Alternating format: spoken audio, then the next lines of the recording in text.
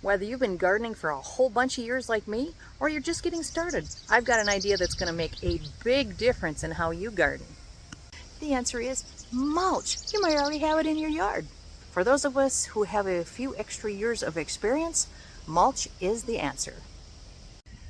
I know. It may sound like I'm asking you to put yet one more thing in your yard, but I want to show you that mulch can make your gardening life so much easier and more successful also. By the end of this video, you'll know the reasons you should mulch and how to do so. So what is mulch? Well, it's pretty simple. Mulch is any material you put around your plants to protect it. It's kind of like a blanket for your garden bed. There are actually two types of mulch. There are inorganic mulches like gravel, stone, landscape fabrics, or rubber pellets. And then there are organic mulches like leaves, grass clippings, anything that came out of your garden. Perhaps you took a tree down and you have the wood chips. These are all natural, and as they break down, they actually improve the texture and fertility of your soil. If you're growing vegetables or flowers or shrubs, probably the mulch that would be most beneficial for you would be organic mulches, so that's what we're going to focus on today. Now, let me share with you the amazing benefits that make mulch such a winner. It conserves soil moisture. This is huge, especially if you live in a hot climate or if mobility makes frequent watering challenging. Mulch acts like a protective barrier that dramatically reduces water evaporation from your soil. What does this mean for you? You'll need to water much less frequently, sometimes half as often. This saves you time, saves your money on your water bill, and most importantly, it keeps your plants happier during those scorching summer days. If you're my age, your back will thank you too. It suppresses weeds. Here's something every gardener can appreciate: less weeding. Mulch blocks sunlight from reaching weed seeds in the soil, which prevents most of them from germinating in the first place. Now, I won't promise you'll never see another weed, but a good layer of mulch can reduce weed growth by 80% or more.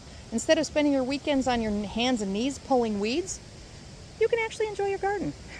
And when you do occasionally spot a weed, it's much easier to pull from the soft, moist soil, as you can see by me pulling some here. They just pull right out. So easy, and it takes out the root too.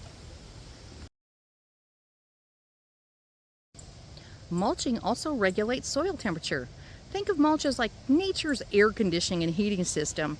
In summer, it can keep your soil cooler by providing shade. It feels much cooler under here, and it's nice and moist too.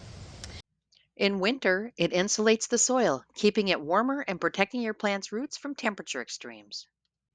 This is especially helpful for perennial plants and bulbs that need to survive winter. It also means your plants experience less stress throughout the year, which helps them grow stronger and more resilient. Mulch improves soil health. Here's where organic mulch really matters. As it slowly breaks down, it adds organic matter and nutrients to your soil. It's like giving your garden a slow release vitamin supplement all season long. This process also feeds the beneficial microorganisms and earthworms in your soil, creating a thriving underground ecosystem that helps your plants access nutrients more effectively. Over time, your soil becomes richer, darker, and more fertile naturally. Mulching prevents soil erosion. If you have slopes in your garden or live in an area with heavy rains, mulch acts as a protective shield.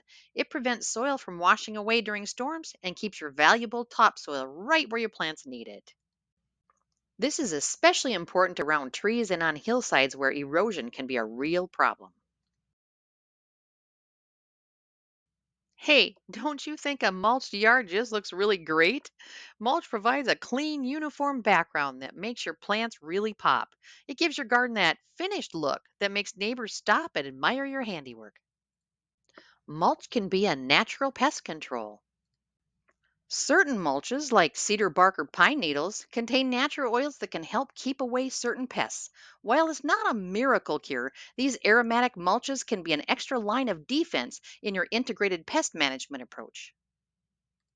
Now that I hope I've convinced you, let me show you how to do it right. Don't worry, it's simpler than you might think. Depth is the key. Apply mulch 2 to 3 inches thick for most garden situations. Think of it like spreading frosting on a cake. You want an even layer that covers the soil but isn't so thick it causes problems. Keep it away from plant stems. This is critical. Pull mulch back about 3 to 4 inches from the base of trees or shrubs and keep it an inch or two away from smaller plant stems. Mulch touching plant stems can cause rot and provide hiding places for pests. Definitely not what we want, especially in a vegetable garden. Choose the right mulch. For flower beds and vegetable gardens, I recommend shredded hardwood bark, compost, or straw. For pathways, cedar chips work wonderfully and last longer. Here's something many people don't know. Leave some small areas unmulched for ground dwelling beneficial insects like native bees that nest in the soil. They're important pollinators. Mulch when the soil is already moist, ideally in late spring after the soil is warmed up, or in fall for winter protection. But of course, when the vegetable garden is first planted, that is the time to mulch before the weeds start to germinate. Before I wrap up, let me help you avoid the most common mistakes I see. The mulch volcano. Never pile mulch up against tree trunks like a volcano. That is probably the biggest mistake I see, and it can actually kill trees by encouraging rot and pest problems. More isn't always better. Layers thicker than 4 inches can suffocate plant roots and prevent water from reaching the soil. If you can't poke your finger through to the soil underneath, it's too thick.